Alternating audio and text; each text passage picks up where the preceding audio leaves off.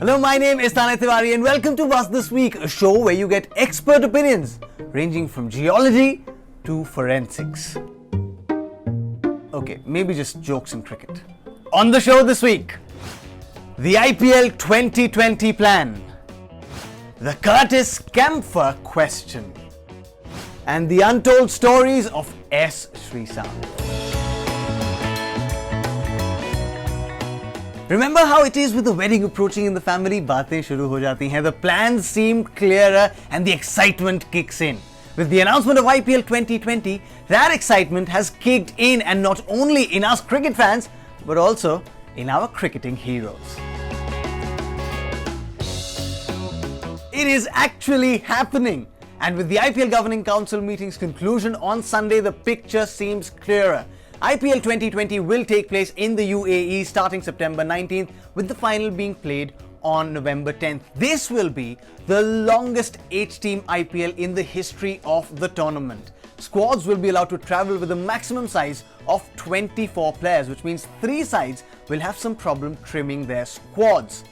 The matches will start half an hour early, 7:30 p.m. Indian Standard Time, and it'll all, of course, happen in a biosecure bubble.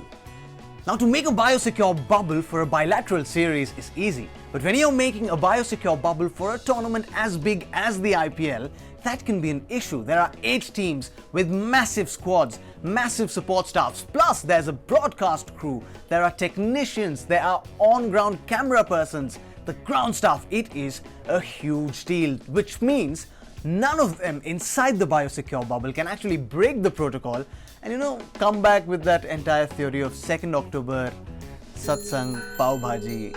That is not going to work. Hashtag just saying.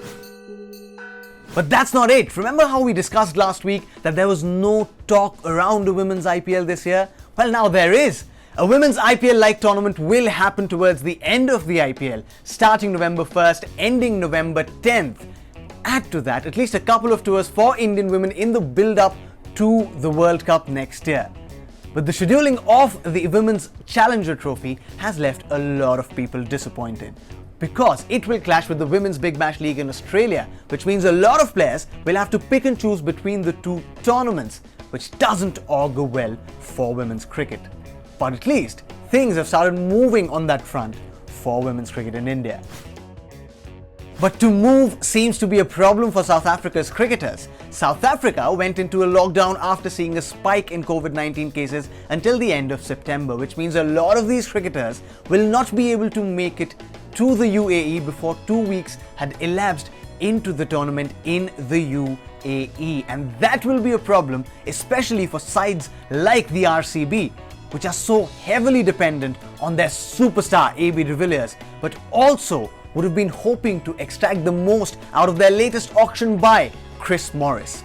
But RCB, I have a man who can do this job for you. Hello, hi Sonu sir. Sir, ये IPL शुरू होने वाला है ना? तो कुछ south African cricketers को south Africa से लॉकडाउन से निकाल के यूएई में लाना था, if you could. Can you do it please, sir? Talking of moving South African cricketers, one of them moved to Ireland, and ever since his international debut last week, he's been the talk of the town. Curtis Camphor used to play under-19 cricket for South Africa. He also happened to play a game against Ireland for a provincial 11, which is when he slipped in a word to Neil O'Brien saying, "I have an Irish passport." Fast forward to the present, in the 3-match series between England and Ireland, he's already left a mark. He has a batting average of 127. He's picked 3 wickets at an average of 25 and has pulled his side out of a perilous situation not once but twice. He's got that trademark South Africa grit, and this boy looks special. So the real question is, how long before he actually plays for England? From a blossoming under-19 star to an under-19 star of the past, whose cricketing career at the moment is in a lurch. Harmeet Singh, S. Sreesanth's teammate from their 2013 IPL. In an exclusive chat with CricBuzz, he has had some startling revelations to make about S. Sreesanth, who is not only eyeing an IPL comeback, but also a comeback to international cricket. Harmeet said that while with Sreesanth in the RR camp in 2013, he would hear music noises from Sreesanth's rooms and he would party until wee hours almost every day. Sreesanth's hotel bills would run into 2 and 3 lakhs for short stays of 2 and 3 days. While Harmeet's name was cleared unequivocally from the 2013 match-fixing scandal, his career has been on a downslide. No competitive cricket, no constant sources of income has left him in a big lurch. While others who were actually convicted of match-fixing didn't really have to go through as many hardships as Harmeet did. From being touted as a rising star and being endorsed by Ian Chappell for an early promotion to the big league, to now being 27 years old, having no real competitive cricket to play, it shows how life can take a downslide for the worst if not handled with utmost care in this fickle world of cricket. Your buzz challenge for the last week was to suggest a trade to your favorite franchise while giving away a like-for-like replacement to the franchise you will trade that player from. I didn't realize that I'd opened a Pandora's box because of this. At Sarcastic Nish on Twitter says he would like to trade Mohammad Siraj out of the RCB and bring Jasprit Bumrah in, saying that's the only way RCB can win the IPL. Yeah, like the Mumbai Indians are going to do that, Nish. That's just sarcasm and nothing else. Surajit Mukherjee on YouTube said that he would trade Ben Stokes to get Andre Russell to the Rajasthan Royals, and he gave a reason for that. He said Russell has muscle and KKR won't be too disappointed with having Ben Stokes. I think in the long run, KKR would be happy having Ben Stokes. And then on Instagram, Vivek Kulkarni says he would trade Ishan Kishan for ABD. All of RCB right now, Vivek is saying, over their dead bodies. Your buzz challenge for this week is very simple. We've all watched cricket as ardent fans. Give me the 3 best bouncers of all time.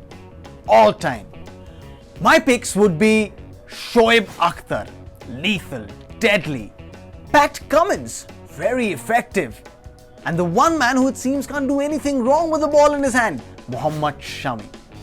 What would your pick be? Tell us using hashtag Buzz this week. Anywhere, just send in your responses.